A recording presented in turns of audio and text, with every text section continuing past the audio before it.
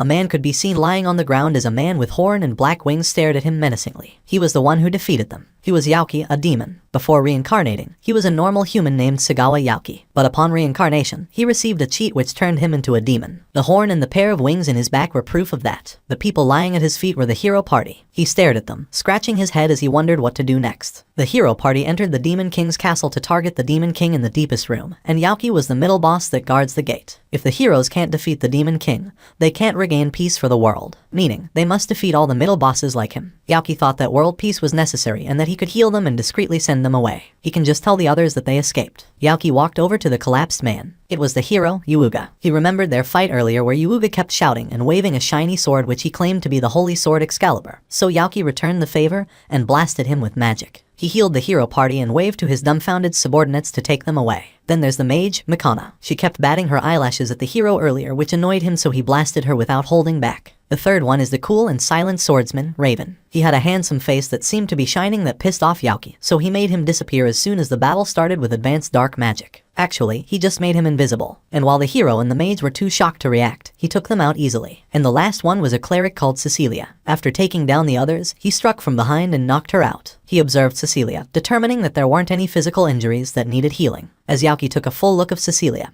he couldn't help but admire her beauty. It seemed as if she was the only thing he could see. Oh no, she was exactly his type. Yaoki pondered whether he should take her as a prisoner, but that would put him in trouble if the Demon King finds out. He thought about it for a while, claiming that if it came down to a fight, he's confident that he would win. But still, taking a prisoner didn't sit right with him, so he decided to let them go and ordered his subordinates to take all of them. 3 days later, the hero party came again. Yaoki introduced his low-rank position with flair like a cliché villain. The hero yelled and started to attack him with his sword. Yaoki glanced at Cecilia while dodging the hero party's attacks. He continued to look at her, blushing, which made Cecilia confused. The hero finally told him to stop messing around, and Yaoki apologized because he kept glancing at her. He thought that he was being rude to the people who are challenging him seriously, so he casted his ultimate dark magic, Endless Dark. The hero's eyes widened in surprise before he was hit. The whole party was unable to dodge his attack. Yaoki flinched when he saw the party collapsed on the ground. He cautiously walked over to Cecilia and checked if she was injured. Thankfully, she wasn't. She must have put up a barrier around her once she saw the attack. He healed them and made his dumbfounded subordinates carry them to the nearby forest again.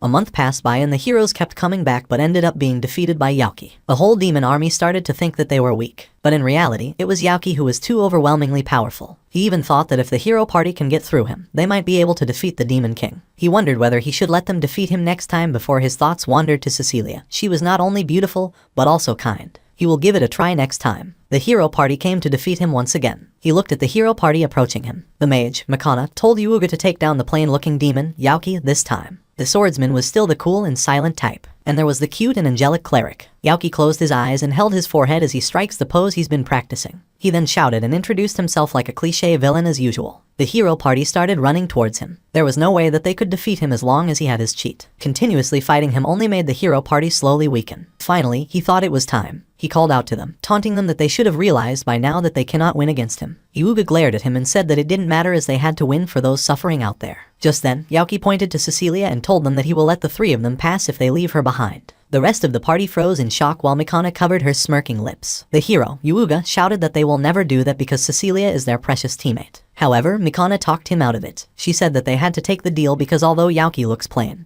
he was unexpectedly strong. They couldn't fight him any longer because their first priority is to save the world. Yuuga still wouldn't accept it, so Mikana assured him and told him not to worry because Cecilia won't be taken down so easily, and that they will rescue her after they defeat the Demon King. Yuuga finally agreed to leave Cecilia behind. Yaoki smirked and watched the running hero party shout that they'd come back for Cecilia. Yaoki closed the gate and finally, it was just the two of them. His cheeks turned red and he sweated nervously. At that moment, Cecilia activated her power and her staff glowed, pointing it towards Yaoki. She was determined to fight until her last breath, even while knowing that her power was not enough to land a scratch on him. Yaoki held his hands up and nervously stopped Cecilia from attacking. Cecilia was anxious and asked whether he's pulling another trick or if he will torture and kill her. But Yaoki denied and started confessing his feelings for her. He was blushing as he confessed and asked her to go out with him. Cecilia blushed and got confused. She pondered for a while before bowing and apologizing. It felt like Yaoki was struck with lightning. He curled up on the corner and mumbled about killing himself now because he got rejected. Cecilia worriedly asked if he was okay but then quickly dashed back upon realizing that they were still enemies. She pointed her glowing staff towards the gloomy Yaoki and asked why he wasn't fighting back. He answered that it was because she turned him down and did not want to live anymore. Cecilia was flustered by this and asked him to stop messing with her. Yauki smiled and thought that she was still cute even when she was angry. He melancholically told her that he's been in this room his whole life and only ever went outside to attack humans, which he didn't even want to do. Cecilia said that she has never met a demon like Yauki before, and Yauki explained that he was actually a human before he reincarnated. Cecilia tilted her head in confusion, not believing him. Yauki continued on, saying it's true. His name was Sagawa Yauki and he died in a traffic accident. Cecilia couldn't believe it and asked why he didn't side with the humans from the beginning. Yauki bitterly smiled and asked if they would have believed him if he told them he would help them. Cecilia couldn't answer and instead asked the reason he didn't kill the Demon King himself because that would have been faster. Yauki told her that it was not that simple. If he kills him, he will become the next Demon King. He spent his whole life in this room, protecting it that he started to hate it. So, he took the chance to confess to her and was also planning to end his demon life after. He thought that it would be fine since their hero party is strong enough to defeat the Demon King. Cecilia mumbled that he can't do that and reached her hand out, asking him to use his power for humanity instead. She claimed that it will be easy to blend in among them if he disguises himself as a human and urges him to come with her to the outside world. That day, the Demon King was defeated and the world is peaceful again. The grand parade is currently being held in Minerva, the royal capital of the Clarion's kingdom. It was filled with people celebrating the hero party's success. All people are enjoying themselves at the parade. The disguised Yauki stood in front of the Adventurer Guild of Minerva. That day, he was persuaded by Cecilia and ran away from the castle. Relying on the map she gave, he made his way to Minerva while the other heroes believed he was dead. He entered the Adventurer Guild's building and asked to sign up. A man yawned and responded to him. It was Kramen. Yauki asked to join the guild while observing the man who seemed to have eyes like dead fish, and wondered if this man really was okay. Kramen shuffled through the bookshelves, trying to find the form Yauki had to fill out. He was annoyed that he had to do it himself because most of the staff took a day off to see the heroes. When he found it, he gave it to Yauki and asked him to fill out the form. He checked the form before handing Yauki his guild card. He also reminded him not to lose it for the next 3 days as it will cost him to make another one. Yauki took the guild card and said he understood. But Kramen smacked the table, telling him to do well in the next 3 days and to not give him a mountain of quest processing. However, Yauki ignored all his complaints and took on as many quests as he could. Kramen menacingly glared at him and kept grumbling that it was a pain, but Yauki didn't really care. Yauki was lying down on his bed as he thought of raising his rank to earn money, and that once he can live a decent life, he'll confess again. That night, he got too excited and ended up not being able to sleep. It's been a week since Yauki joined the guild. He's been working hard and even got promoted to rank D. Kramen frowned at Yauki and gave him a death glare when he stood in front of the counter. He shooed him away, telling him to go over the pretty lady over there like everyone else and get his quest processed there. Yauki just mischievously laughed and told Kramen that he somehow got used to having Kramen as his receptionist now. Kramen scratched his head in annoyance and complained that he was just increasing his workload. Other staff members have returned since then, but he continued to ask Kramen to handle his quests. He keeps complaining, but he still does his job properly. While Yauki and Kramen bickered back and forth, a crowd suddenly formed around someone. They wondered what was happening. The person in the middle of the crowd spoke, asking to be let through. Kramen turned in surprised, while Yauki froze and blushed as he looked over at the person approaching. It was Cecilia of the hero party. Yauki and Cecilia got into a carriage. Cecilia apologized for not meeting him sooner, explaining that the celebration had taken longer than she had expected. Yauki comforted the bowing Cecilia, telling her not to worry as he had been able to enjoy the life he had imagined in another world. Cecilia thanked him for his kind words. Yauki remarked that she had found him pretty quickly. Cecilia glared and said that she had initially thought it would be difficult to locate him, given that she didn't know how he was disguising himself. However, he turned out to be easier to find than she had expected. Noticing the look on her face, Yauki asked what was wrong. Cecilia replied that it was nothing, just that he didn't even bother to change his name or appearance. In response, Yauki pointed to himself and exclaimed that he had indeed changed his appearance. He even endured the pain of breaking off his horn and wings, a price he had to pay for a beautiful reincarnated life. Even so, Cecilia remained concerned, pointing out that the hero's party knew his face. She suggested he at least wear glasses for a better disguise. Their conversation was cut short when the coachman announced their arrival at the mansion. Yauki looked up and admired the huge building, but his admiration was interrupted when the gatekeepers pointed their spears at him, ordering him to move away from Cecilia. Yauki stared at them coldly, reminded of how things were when he left the guild. The people there had glared and whispered about him, and even the coachman had looked at him with suspicion. Yauki was flustered when Cecilia stepped in front of him and asked the gatekeepers to lower their spears, explaining that he was a friend of hers. The gatekeeper clicked his tongue, but they had no choice but to obey, even though they thought that someone like Yauki isn't good enough to be with Cecilia. Cecilia guided Yauki into a room and they sat across from each other. Cecilia was the first to speak, asking him to leave the guild. Yauki gasped in shock and asked her to explain why she was suddenly asking him to leave a guild he just joined. Cecilia explained that although the Demon King had been defeated by the hero party, the demons remained to be a danger. Yaoki agreed, acknowledging that while the Demon King was gone, the other demons still existed. Of course, without leadership, their movements decreased considerably, but they continue to cause harm to humanity. Cecilia continued explaining the current situation. She elaborated that now, with the Demon King gone, conflicts may arise between countries. In particular, there are rumors that the Garrus Empire, a military nation, has begun to prepare weapons. Additionally,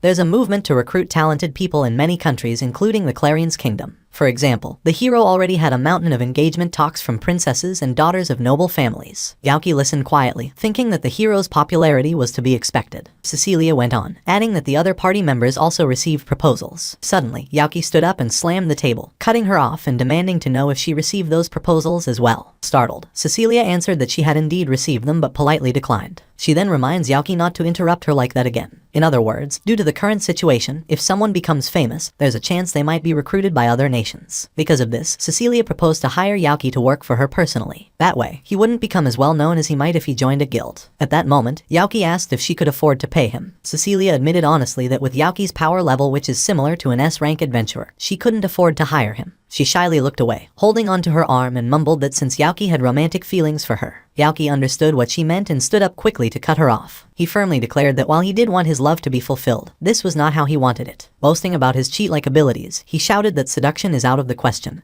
and that he had eyes only for her. Cecilia stared blankly at Yaoki's awkward pose before covering her mouth, and burst out laughing. Yaoki looked back at her, his cheeks flushed with embarrassment. Cecilia apologized for laughing, and Yaoki brushed it off, admitting that he had said some weird things. Cecilia playfully whispered in Yaoki's ear, saying that she now believed that he was human in his previous life because no demon can be this funny. Yaoki glanced at her and asked if she hadn't believed him before. Cecilia denied and explained that she just wanted to double-check. Cecilia finally bid farewell as she had some things to do. Yaoki stopped her and made a request. Blushing, he asked if he could call Cecilia by her name from now on. Cecilia smiled and replied that she was fine with it and that she'd also start calling him by his name. Yaoki happily cheered and waved goodbye to Cecilia, promising that they would meet again before heading home. He slept soundly that night, thinking that the distance between them had shortened considerably. The next day, he cheerfully made his way towards Cecilia's mansion but was stopped by the gatekeepers. They told him to leave, explaining that Cecilia was meeting with the hero. Yaoki was pissed off but couldn't do anything, so he decided to hang out in town instead. While strolling through the town, Yaoki noticed a crowd around the swordsman, Raven. He observed from afar and thought that the pretty boy swordsman looked familiar. He saw that Raven seemed to be in trouble, looking anxious and fatigued. Perhaps because Yaoki was feeling unhappy, he wanted to help him out. He shouted loudly, claiming to have seen the hero and pointing to a random location. The crowd fell for it and immediately ran off, leaving Raven alone. Yaoki grabbed Raven's arm and told him it was his chance to run. They ran into an alley, and Raven quietly stood there. Yaoki thought that he was still acting cool even now. Yaoki turned to him and bid him goodbye, advising him to disguise himself next time. Raven finally spoke, asking Yaoki to wait. Yaoki, startled, looked back at him with a dumbfounded expression. He asked if Raven had just spoken, and Raven nodded, looking away with a shy face. Yaoki was surprised to learn that this cool and handsome guy had an anime-like voice. Yaoki asked if his voice was the reason he doesn't talk much, to which Raven replied, yes. Yaoki realized it was his complex and told him that everyone has something about themselves that they don't want to broadcast to the world. He does too. Raven cautiously asked if Yaoki wasn't going to laugh at his voice. Yaoki assured him that it wasn't his fault. Raven sighed in relief and said that Yaoki really was a strange person because most people would just laugh at his voice. Yaoki empathized with Raven, thinking that he must have had a hard time because of his voice, which was why he became the cool and silent type. Yaoki reassured him once again that he wouldn't laugh at him as he had seen other guys like him before, though it had been in his previous life. Raven finally smiled, clearly happy. Yaoki waved his hand to bid farewell again, thinking he should leave before he's misunderstood as being disrespectful to a hero party member. However, Raven grabbed onto him and stopped him from leaving. He then asked Yaoki if he could be his friend. Yaoki was dumbfounded. Seeing his reaction, Raven waved his hands and nervously explained that, up until now, only his mother and cousin didn't laugh at his weird voice. He said that if Yaoki didn't mind, he would like to be friends with him. Well, being friends with him couldn't hurt, Yaoki thought. He cheerfully introduced himself to Raven. Raven happily thanked him and introduced himself as well. Yaoki finally made a friend after 20 years of reincarnation. They shook each other's hand after their introduction, and Raven couldn't help but stare at Yaoki, mumbling that it felt like they'd met somewhere before. Yaoki brushed it off, saying maybe Raven was just imagining things. Yaoki parted ways with Raven and went to the Adventurers Guild to eat breakfast. As he was lost in thought while eating his meal, a woman suddenly sat next to him, complimenting his meal. Yaoki turned to her in surprise, wondering who she was as he doesn't remember ever getting close to such a beautiful woman. He ate his bread while looking at her, wondering when she had appeared. The woman started speaking, telling him that just like her daughter had said, Yaoki was very interesting. Yaoki looked at her in confusion as the woman introduced herself as Cecilia's mother, Celia Aquarain. Yaoki panicked upon hearing that she was Cecilia's mother. He greeted her and quickly downed his food before asking what she wanted to talk about with him. Celia modestly laughed and told him there was no need to rush, adding that he was indeed very interesting. Her eyes then turned cold as she mentioned the incident a few days ago about her gatekeepers being rude to Yaoki, and that she was here to apologize. Yaoki told her that it was true that they were a bit rude, but he met someone because of it, so he didn't really mind. He thought that it was because they cared for Cecilia. Celia repeated his words, someone, and said she had heard that he was in love with her daughter. At that moment, the aura around Celia became menacing as she asked Yaoki what his relationship was with the girl he had met. Yaoki flinched and immediately explained that she misunderstood, and he meant that he made a guy friend. The menacing aura around Celia disappeared as she apologized for doubting him. Yaoki, still trembling, told her that it was all right. Celia then invited him to go with her. The confused Yaoki asked where they were going. Celia playfully winked and told him that they were going to her mansion so he could meet Cecilia. Yaoki excitedly agreed and asked to go right away. Upon arriving at the Aquarian mansion, Yaoki noticed that the gatekeepers were different people. He asked Celia who the two guards were, and she told him that the previous guards had been replaced because they were rude to a guest. She asked if Yaoki wanted to know what happened about them,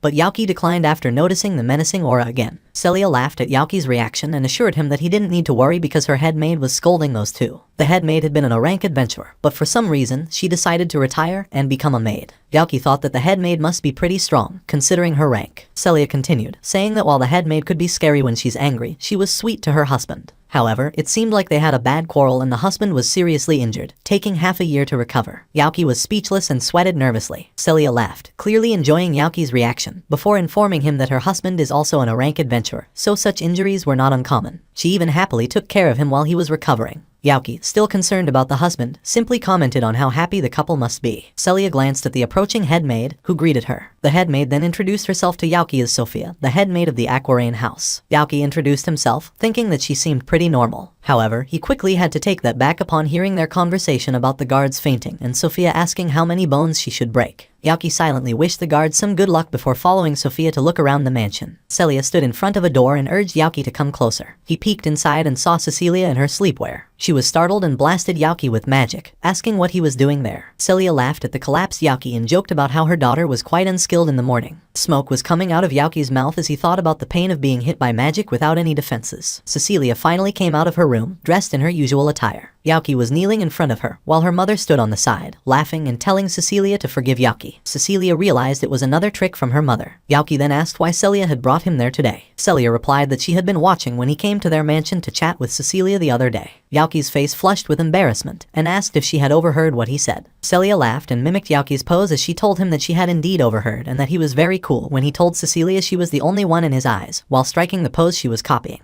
Yaoki couldn't help but facepalm and asked to be killed from embarrassment. Celia just laughed and said that they should now get down to business. She talked about how many marriage proposals had been sent to Cecilia. Yaoki agreed and said that Cecilia told him about it the other day, although it was mostly a political marriage to gather talents. Celia continued, saying that among them, the hero was also asking for Cecilia's hand in marriage. Yaoki was shocked to hear this and his body started shaking. Celia smiled at his reaction and told him that it seemed the hero also had feelings for Cecilia, though she had already refused him, so he didn't need to worry. However, the hero hasn't given up yet. Hearing that made Yaoki angrily burst out, wondering what was up with that hero when he already had the witch in his party who was smitten with him. A hero like him should fall for a princess, not ruin his love life. Celia stated that he must love Cecilia very much to be able to say such words about the hero, to which Yaoki replied without hesitation, "Of course. He does." At that moment, Celia asked him if he would like to marry Cecilia. Cecilia called out to Mother in confusion, but Celia ignored her and asked Yaoki to answer her immediately. The surprised Yaoki thought that this might be a once-in-a-lifetime opportunity for him. However, he bowed and apologized. He said that it was a very tempting offer and explained that he had actually confessed to Cecilia before but had been rejected.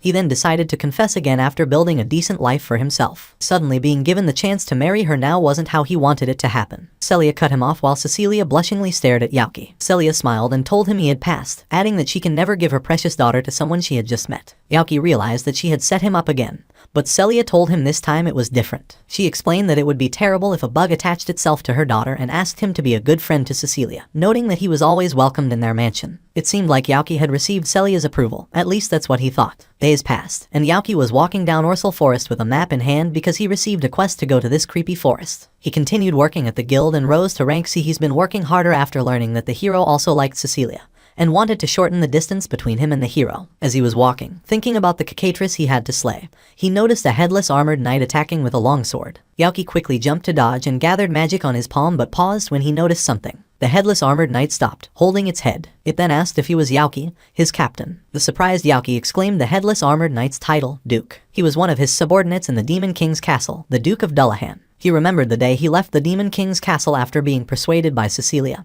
He left without saying anything. Duke ran to him and grabbed his shoulders, excitedly shouting when he realized it was his captain. He bombarded Yaoki with questions, asking where his horns and wings were and where he had been all this time because he was worried after Yaoki disappeared when the Demon King was defeated. Yaoki finally asked him to calm down. Duke continued, saying that Hapines and Schick were also worried. Yaoki asked if those two were here too. Duke pointed further down the forest and requested Yaoki to follow him to meet the others. Yaoki followed Duke and there he saw his other two subordinates. The short-haired woman with feathers on both arms and legs was the harpy, Hapines, and the short boy with a mischievous smile and small wings on his back was the pixie, Schick. Yaoki let out a relieved sigh, petting Schick, who ran to hug him. He was relieved to know they were all alive. Duke commented about not killing him off like that. Schick crossed his arms and laughed happily, saying that since the heroes defeated the Demon King, they had to run away from the castle, adding that while they were escaping, Duke was crying and calling out to their captain, Yaoki. Duke grumbled, saying he didn't have to tell Yaoki that. Yaoki felt happy as he listened to his subordinates and thought they were good subordinates who always thought of him. However, their following words made him second-guess his thoughts. Duke stated that Yaoki was a shut-in so he didn't know where he was. Hapines added that they couldn't leave him alone and Schick teased him about his random shouting of strange things. Yaoki wondered what those guys even thought of him. But his subordinates thought it was good that they found each other and asked Yaoki about his horn and wings after noticing they weren't there. Yaoki casually replied that he broke them off while pointing to his forehead. His subordinates stared blankly at him before showing different kinds of reactions. Duke panicked as he asked why Yaoki would do something like that while Hapines claimed he had finally lost it. Schick was laughing uncontrollably on the floor. Yaoki thought about how he should explain it while Duke shook him back and forth. Yaoki finally explained that he confessed his love to the lovely priestess of the hero's party, adding that he's human now. Again, his subordinates blankly stared at him, trying to process his revelation. Yaoki sighed and explained what had happened. Duke's detached head started crying,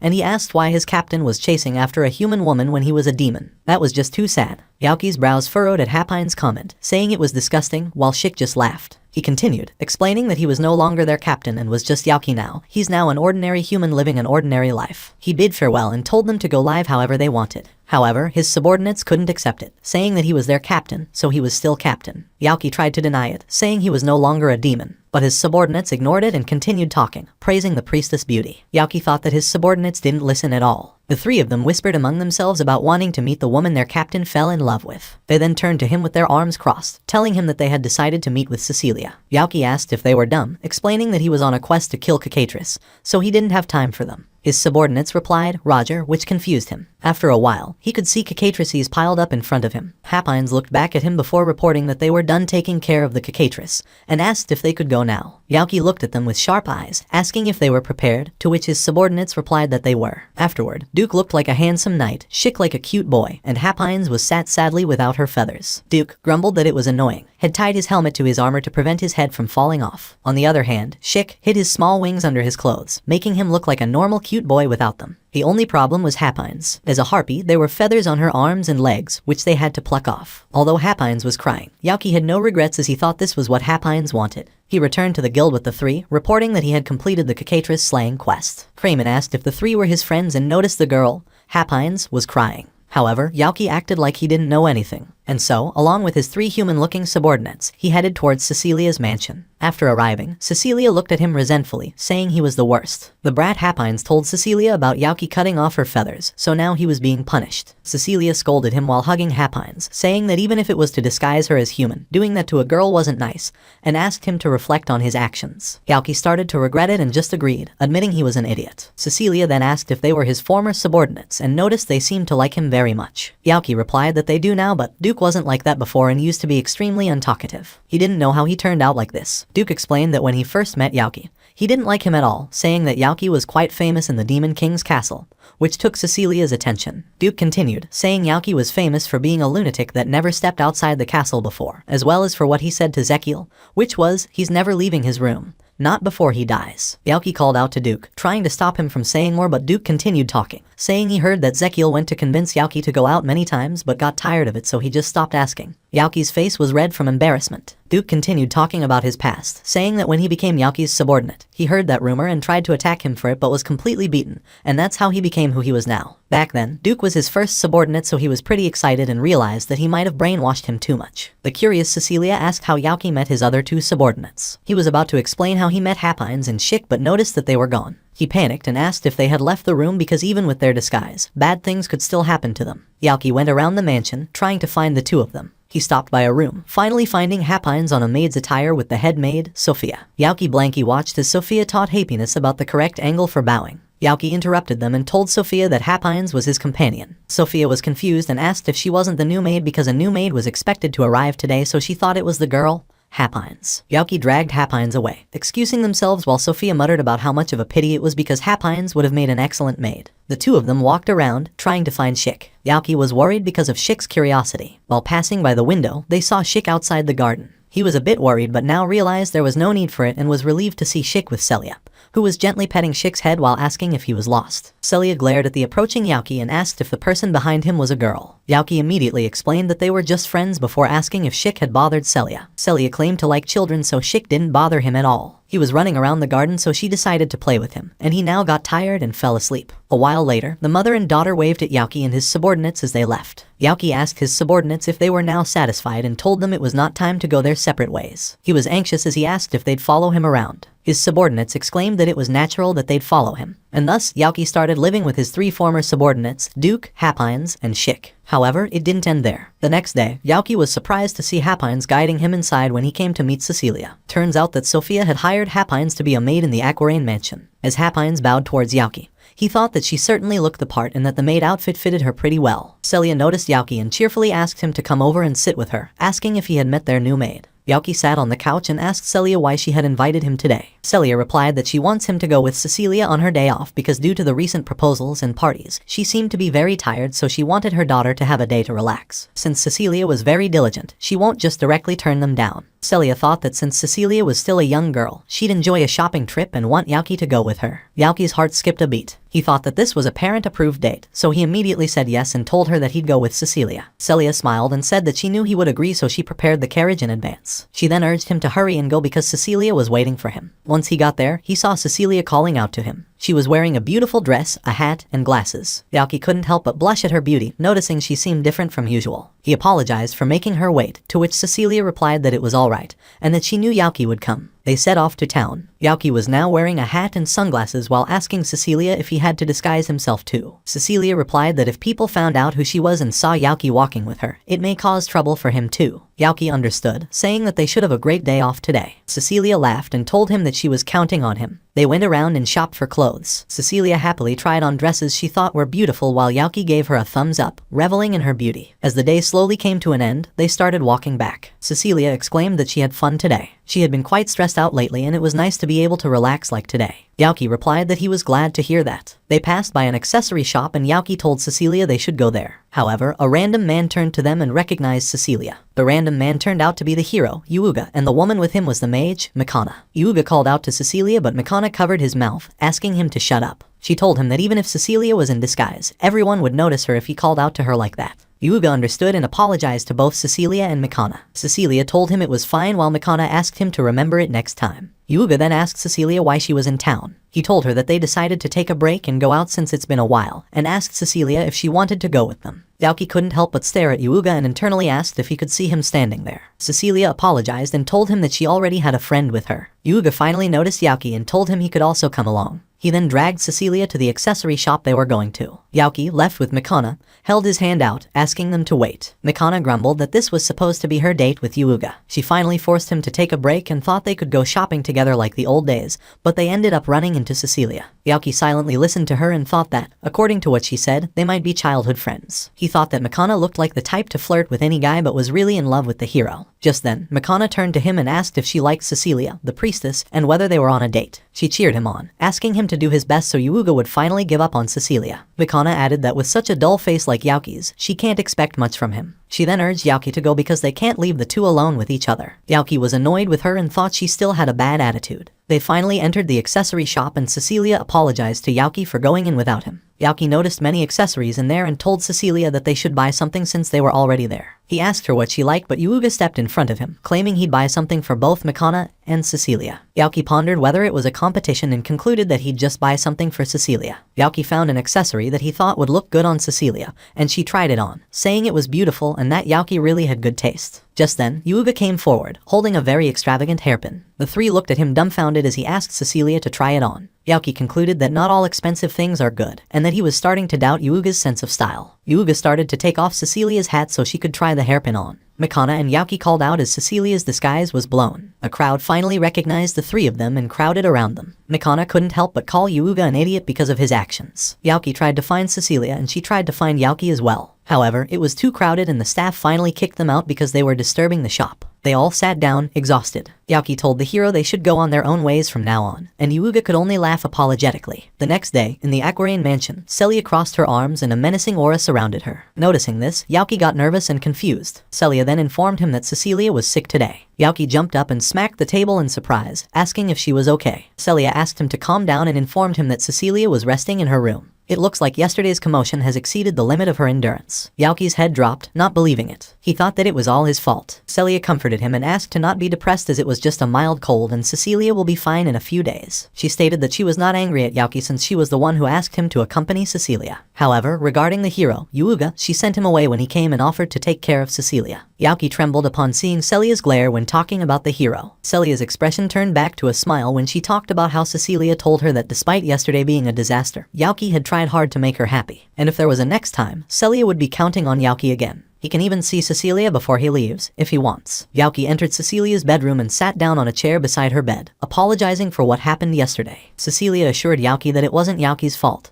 but she took her words back and said that it was indeed Yauki's fault. Yauki was about to agree but got confused. With a blush on her face, Cecilia said that Yauki wasted her whole day off so he should make it up to her on her next one. Yauki blushed as he looked at her, thinking it might be a promise for a second date. Again, in his awkward pose, he excitedly shouted to leave it to him and to expect great things from him. Because he was too loud, Sophia kicked him out, asking him to be quiet because Cecilia was still recovering. A few days later, Cecilia's health recovered, and today, Yauki returned to the guild to work. However, he was perplexed when he saw the usually grumpy Kramen, laughing happily like a teenager in love. Kramen happily told Yauki about his wife's good mood lately. Yauki sat with his arms crossed and said he didn't know that. Somehow, he got stuck listening to Kramen's rambling. Kramen continued, saying something good must have happened to his wife at work because she's been really nice to him. Yauki silently listened and started imagining his marriage life with Cecilia. He pictured Cecilia in an apron, calling him for dinner, and thought that they could live happily every day. Yauki slapped himself, waking himself up from his daydream. Kramen noticed a crowd and wondered what the commotion was about. Yauki looked back to see the cool and handsome Raven walking towards him. Raven stood before Yauki,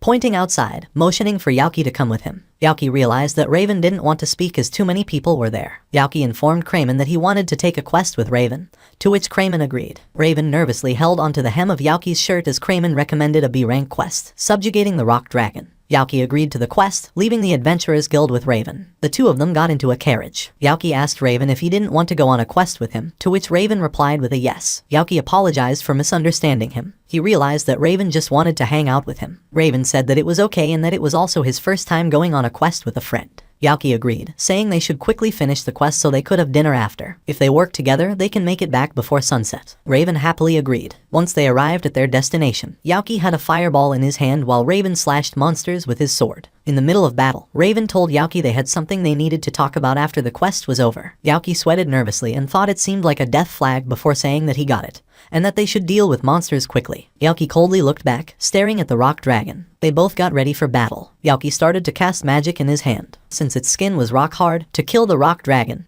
he needed the attack magic, Storm Blow. The rock dragon screamed as Yauki's attack pierced the skin around his heart. Raven jumped up, and with Yauki's shout to attack now, Raven slashed the rock dragon, defeating it. Yauki sighed before telling Raven he did a good job and that he was really strong. Raven complimented him back and said to leave the rest to the guild staff. After returning to the Adventurers Guild, they sat down to eat together. Yauki asked what Raven wanted to talk to him about. Raven asked if he will listen to him, and Yauki replied that he can tell him anything. The now disguised Raven blushed and told Yauki that he had fallen in love with someone. Yauki, who was eating his soup, paused and looked at him confusedly. Raven apologized, but the only person he could talk to was Yauki, so here they were. Yauki realized that Raven wanted some love advice, so he asked what kind of person the person he fell in love with was. Raven replied that she didn't make fun of his voice and even envied him for it. He asked Yauki what he should do now because he had no confidence. Yauki blankly stared at the shy Raven, thinking that such a pretty boy sounds like a middle school kid. Yauki thought that since Raven was a former member of the hero party, and a pretty boy, he's sure she would respond favorably as long as he solves his voice problem. Yauki slammed the table, calling out to Raven and telling him how he still didn't understand himself. He shouted that Raven was pretty and tall. Besides, he's one of the heroes who saved the world single-handedly, so why would he change his voice? If she laughed at him, then she's not worth it. He asked Raven to look at him, an ordinary adventurer with an ordinary face, telling him that he confessed over and over again yet he never looked unhappy. So, he should go right ahead and assures him that he will be just fine. Yauki then strikes his usual awkward pose, telling Raven to be confident. Raven slowly mumbled that Yauki was right. He took off his sunglasses and smiled, saying he might have been thinking too hard about it, and thanked Yauki for helping him. He added that he'll try to confess to her tomorrow,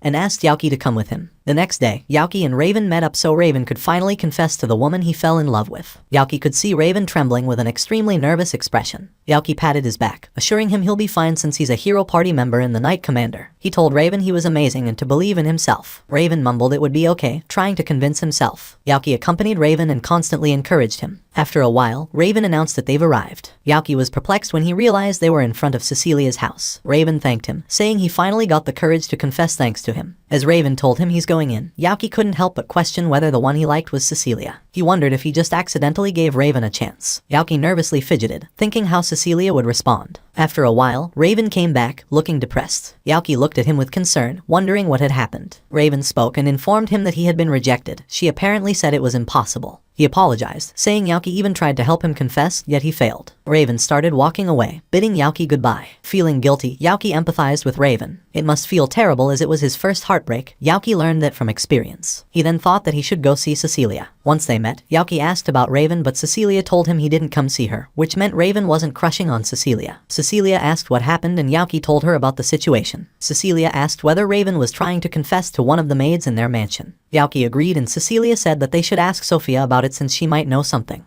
They went to Sophia and she confirmed that Raven was there a little while ago. He asked her to let him speak to one of the maids, and that maid was Hapines, the newcomer and Yauki's former subordinate. Yauki then went to Hapines and asked her if a handsome red-haired guy came to meet her to confess his love, and what her answer was. Hapines replied, impossible. Yauki asked about how the two of them met because he was sure they had met before. Hapines turned her back on him, repeating the word impossible. Yauki called out to her but she had already left. Yauki came back to speak with Cecilia. He explained what had happened and wanted to talk to her about Raven and Hapines. Cecilia agreed, saying Raven had also helped her before and turned to Duke, who suddenly appeared, wondering when he got there. Duke gave her a thumbs up and asked to leave it to him because he had known Hapines for a long time and was the one who brought her to Yauki. Duke started explaining Hapines' situation, telling them about her frequent hunting. Harpies are extremely attractive, and countless harpies have been caught and enslaved, coveted for their feathers. Of course, Hapines was no exception. He told them about how he met her while she was being chased by humans. He had saved her and she now became their comrade. Therefore, he thought Hapines wouldn't be happy if a human confessed his love to her. Cecilia had a sad look on her face while Yauki sat there, thinking before stating that he still thinks that Raven didn't leave a bad impression on Hapines. Cecilia agreed and added that Hapines was even jealous of Raven's voice. Duke explained that harpies love singing, so it's possible that she's attracted to Raven's voice. Yauki stated that it's better to ask for Raven's side of the story, and that he'll stop by Raven's place on his way home. Yauki came over to Raven's place, knocking on the door and informing Raven that he was coming in. He opened the door and saw Raven lying on the bed, looking depressed. Raven looked empty as he apologized to Yauki for his failure. Yauki asked him not to say that and told him he had something he wanted to ask. He asked Raven about how the two of them met. The depressed Raven mumbled what was the point of telling him now. Yauki encouraged him, saying it was still too soon to give up, and asked Raven to tell him. Raven told him about that day. He was patrolling around the alleys and noticed a maid being harassed by gangsters, so he unsheathed his sword and pointed it at them, threatening them. The gangster tried to punch Raven but was miserably hit by the hilt of his sword. The other gangster called out and said they should because the man they were facing was from the hero party, the Knight Commander Raven. Both of the gangsters ran away. Raven turned around but was pulled back by Hapines, saying the word nice. Raven asked in confusion but quickly covered his mouth after realizing she heard his voice. Hapines just looked at him, saying she was jealous of his voice. Raven was dumbfounded. At that moment, Hapines thanked him and bid goodbye. Back to the present, Raven told him that was what had happened and asked if they were done. After hearing that, Yauki thought it seemed like Hapines was the first to show interest in him. He then dragged Raven out, saying they should get him out of his room. Outside, Duke was standing by, and when he noticed Raven, he asked if he was the one who confessed to Hapines. They stood in front of each other while Yauki was at the back,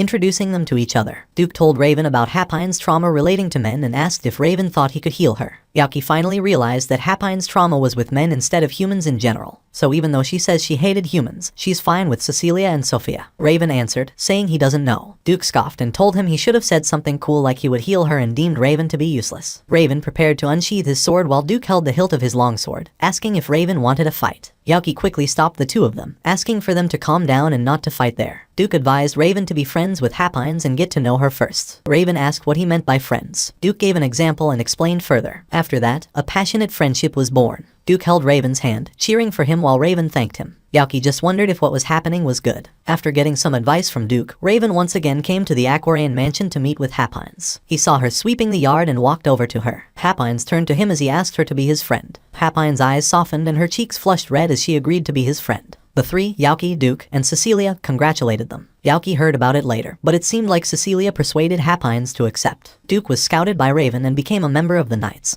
He doesn't care about Raven's voice either. And just like that, Yaki and Shik were the only ones left at the inn. Shik, the curious boy, always asked Yaki to play with him. Yaki, tired of dealing with him, begged for Hapines and Duke to come back. Time passed and Yaki went out for another mission. He was sitting inside the carriage with Shik excitedly looking out the window, exclaiming that it was his first time riding a carriage. He excitedly pointed to something, asking Yaki to look at it. Meanwhile, Cecilia was seated across Yaki, laughing. Their mission today is to check out a village called Dagas. Cecilia had some priestess work to do, so he decided to come along to help. When Shik heard that we're going by carriage, he asked to tag along. Cecilia thought the sulking Shik was cute and told them that she was thankful they accompanied her, as it would make her job end quicker. Shik excitedly hugged Yaki and asked Cecilia to leave it to him. Once they reached Dagas, they noticed the place looked chaotic and thought that it had been attacked by mountain bandits. An old man recognized Cecilia and called out to her. Cecilia inspected the village and realized that it was worse than she thought. She asked the old man for assistance in gathering the wounded in one place. The old man agreed and asked who the two people with her were. Cecilia answered that they were her friends who came along to help and assured the old man that they were capable so he didn't need to worry. The old man thanked her and left to talk to everyone. After gathering the injured, Cecilia started healing them one by one, while Yaki and Shik helped with other tasks. Yaki turned to Cecilia and noticed that she looked exhausted. He had his cheap power and Shik was using herbs,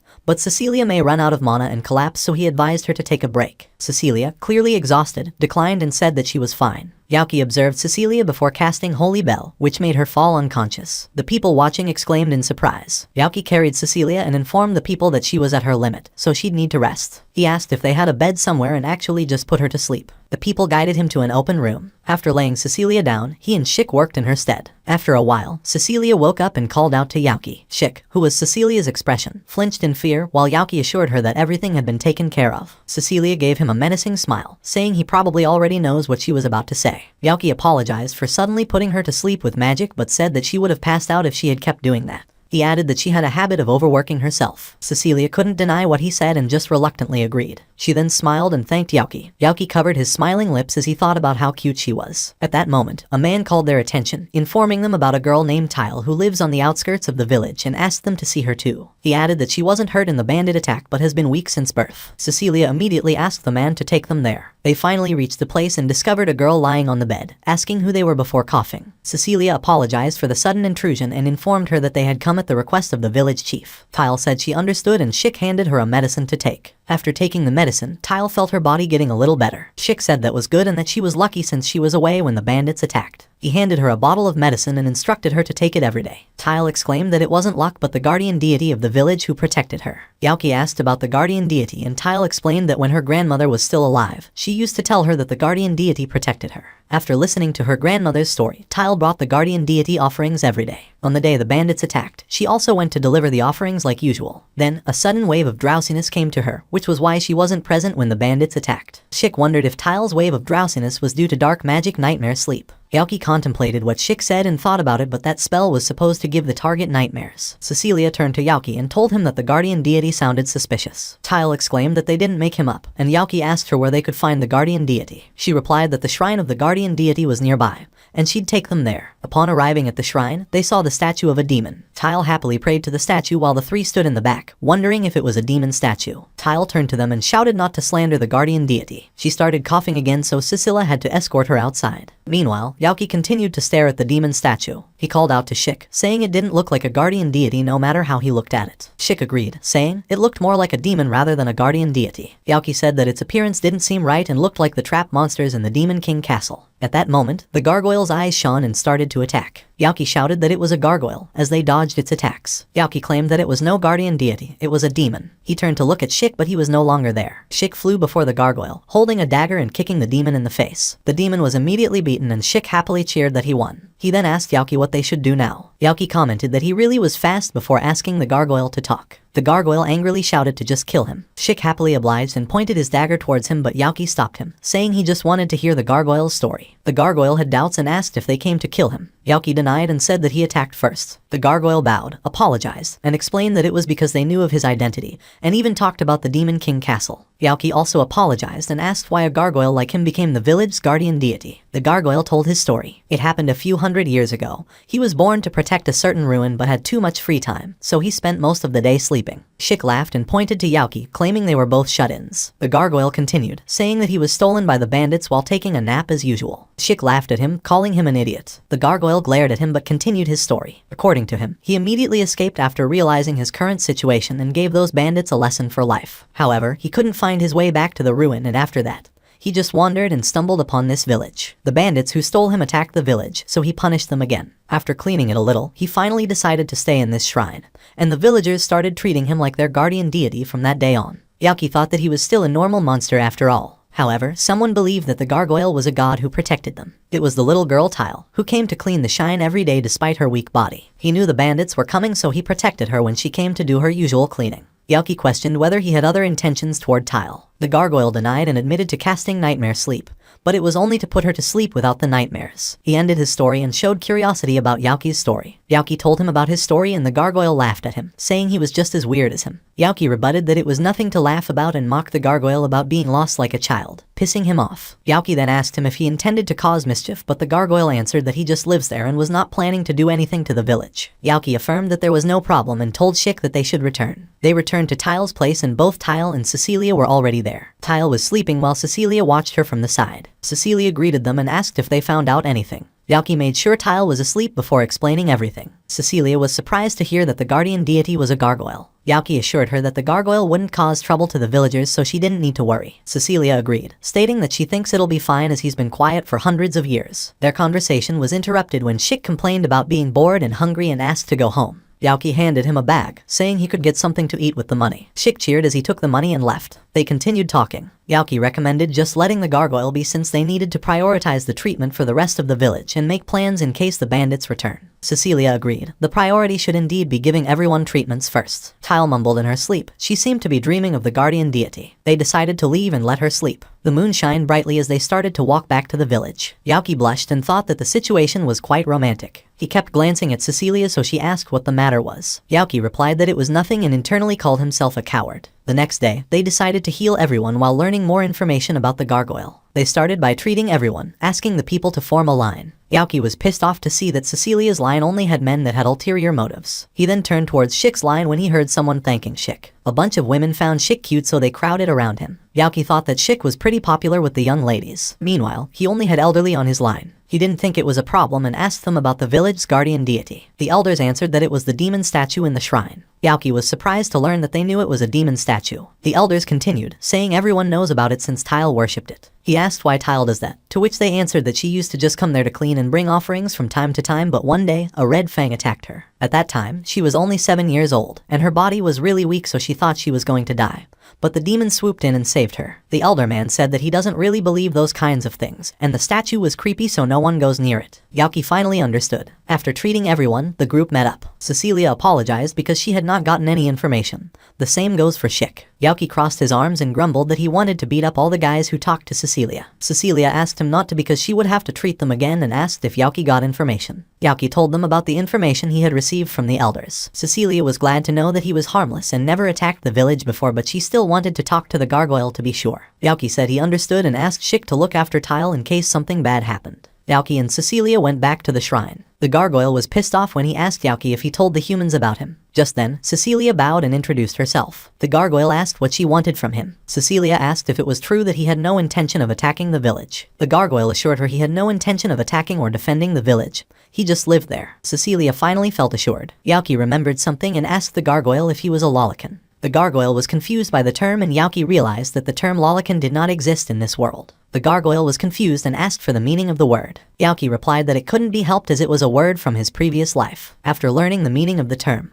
the gargoyle angrily shouted that he absolutely had no interest in little girls. Yauki asked him if he really didn't while looking at him as if not believing his words. The gargoyle launched its dark magic, which Yauki blocked, and asked Yauki not to look at him like that. He then asked Yauki to stop talking to him, especially about Tile, as he was going to sleep. On their way back, Cecilia asked if Yauki was a lolicon. He replied that he only had eyes for Cecilia, which made Cecilia blush, asking him to not say things like that so suddenly. Yauki just laughed at her reactions and told her they should now meet with Tile. Once they got back, they saw Tile exclaim that she had many more things about the guardian deity to tell Shik. But Shik was fed up with it and asked Yauki to save him while Tile grabbed his hand. Tile turned to them and tried to tell them about the deity god, but Yauki cut her off, saying they needed to get up early tomorrow so they had to leave now. Shik was shocked and called out to Yauki, but Yauki bid him goodbye and told him to come back before dinner. As they walked back to the village, Cecilia asked whether Shik would be fine, but Yauki assured her it was. Yauki held Cecilia's hand, reminding her to be careful since it was dark. Cecilia slightly blushed and thanked Yauki. She turned to look at Yauki. Upon seeing that he was blushing, she couldn't help but smile. They held each other's hand as they walked under the bright moonlight. Later that night, while Yauki was sleeping, he heard footsteps coming closer. He woke up to see the old man asking for help, explaining that the bandits were attacking the village. Yauki got up and woke Shik up. When they came, the villagers were fighting the bandits. Cecilia ran up to Yauki and explained the situation. According to her, the villagers were trying to fight back but were at a disadvantage due to their injuries. Yauki started to cast magic, informing Shik that they were fighting,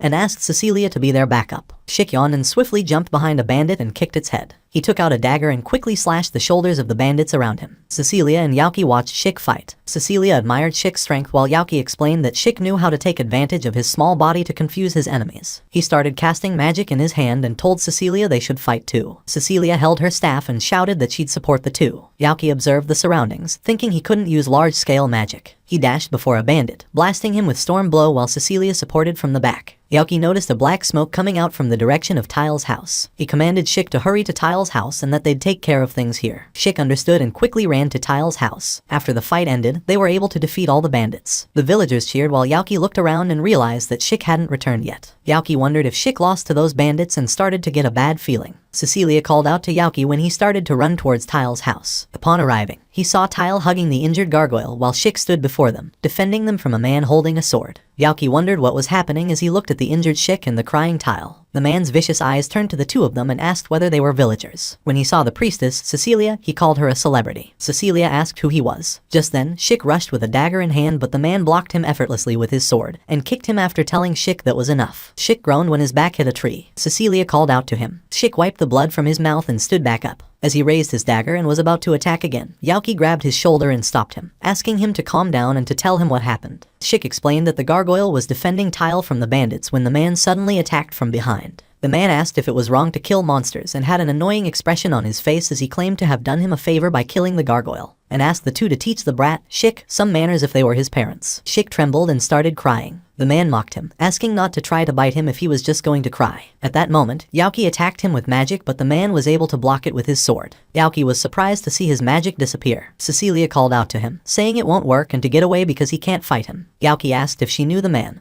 and Cecilia replied that it was the hero, Mira, of the Garrus Empire. The sword in his hand is the artificial magic sword, Magic Eater. It can absorb magic, so magic users like Yauki can't fight him. Yauki cut her off, asking whether there were other heroes beside the hero, Yuuga. Cecilia explained that Yuuga was the chosen hero of the Clarion's kingdom, and that the other countries have their chosen hero as well. They were the only ones that reached the Demon King's castle. Yauki didn't know that and thought that it might have been because he stayed inside the castle all day. Cecilia continued, saying the Garrus Empire created the artificial magic sword and has many special abilities. It was a replica of the holy sword or a magic sword. They said it's also a spear and hammer. At that moment, the man, Mira, spoke and asked how long they were going to stand there and talk. He swung his sword down to the gargoyle, determined to end things. Yauki stopped him and tried to explain that the gargoyle was just trying to protect Tile, and doesn't actually attack humans. Mira looked at him as if he couldn't believe what Yauki was saying.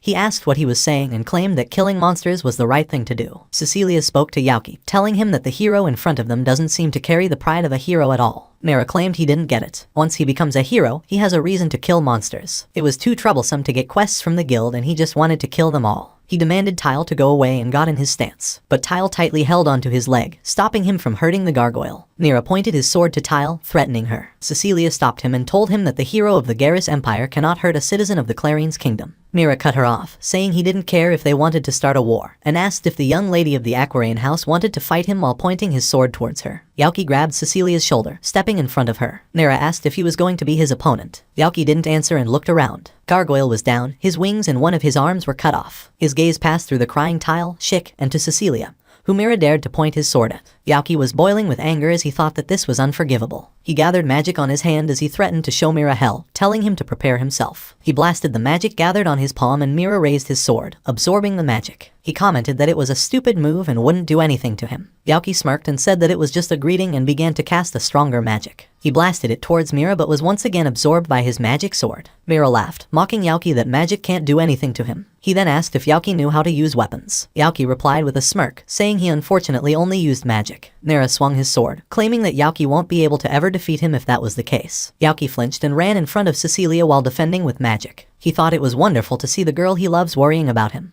but Cecilia and the others might get hurt if the battle continues. So, Yaoki casted a more powerful magic, taunting Mira to try and absorb it too. Mira raised his sword, trying to absorb the magic but was struggling. His sword started cracking as he questioned the amount of magic Yaoki released. While Mira was struggling, Yaoki closed their distance and raised his fist, punching Mira as he shouted that he was wide open. Mira collapsed after he received the blow of Yaoki's punch. Yaoki started laughing, striking his usual awkward pose as he shouted that making him angry was a grave mistake. Cecilia covered her face. She was the one embarrassed for Yaoki. She thanked him for his hard work but asked if that last part really was necessary. Yaoki explained that a switch had been flipped inside him and he got a bit worked up. He then asked her if Schick was alright. Cecilia replied that he had no serious wounds, so he should be completely recovered in 2 to 3 days. As Cecilia talked about the gargoyle, Yaoki noticed Mira holding a spear and throwing it towards the gargoyle. Yaoki yelled out Tile's name when she ran to cover the gargoyle, and took the hit instead. Fortunately, they managed to save Tile with healing magic. Maybe it worked because Gargoyle was holding her hand. On the other hand, Schick was not good, probably because of the shock of losing the fight against Mira. Yaoki thought that when they returned, he would have to ask for Duke's,